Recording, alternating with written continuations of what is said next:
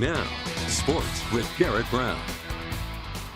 The Delta Panther girls basketball team is already in uncharted territory after punching their ticket to the Final Four in the state playoffs for the first time in program history and entered play today in the Front Range, just 2 wins away from bringing home a state championship. But first, they'd have to get past the number 2 seed in the entire bracket, the Tinmouth Cubs. Delta comes into this matchup riding a 15-game winning streak as well, but the Cubs, they only have themselves 2 losses on their resume all season long. It doesn't take long for that dominant Delta defense to show up in the semifinal game. Cubs bringing the ball down court here, but Breezy Huff tips the pass, and the Panthers defense turns that into instant offense on the fast break. Huff swings it to Paige Kamier, who gets the bucket for Delta. Later on in the game, Delta would have the ball once again. They're going to try an inbound play here. Taylor Summers immediately gets it there in the low post and gets the defender to back down, but Summers won't back down.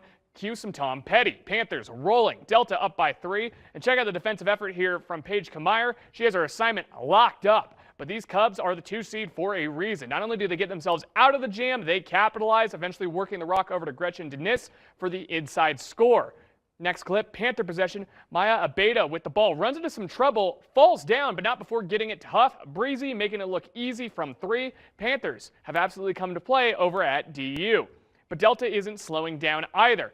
Literally moments later, Abeda forces the Cub to cough up the ball here. Jaslyn Naranjo plucks it out of the air, and that Delta defense that's held opponents to 25 or less 11 times this year is once again a force. Huff with the give and go here from up top into the low post, and she connects. Tinmouth with no answers for number 13, and when they cued in on her teammates usually made it sting. Abeda's going to get the ball wide open here in the corner after the Panthers work the ball around for 3. Delta up 4. Panthers working the ball around before Kamier drives again here with a vengeance. Gets the jumper to land after taking off behind the backboard and extends their lead. 6 and some change left on the game clock. Huff finishes the biggest game of her career with a career-high 27 points. And Delta, they keep on dancing. The Panthers are headed to the state title game after a statement win at a final 56-46. And now will head to the championship, which will be played at 10 a.m. Saturday in Denver. I can't believe that just happened, actually. I feel like that's been my goal since freshman year, and it's actually happened.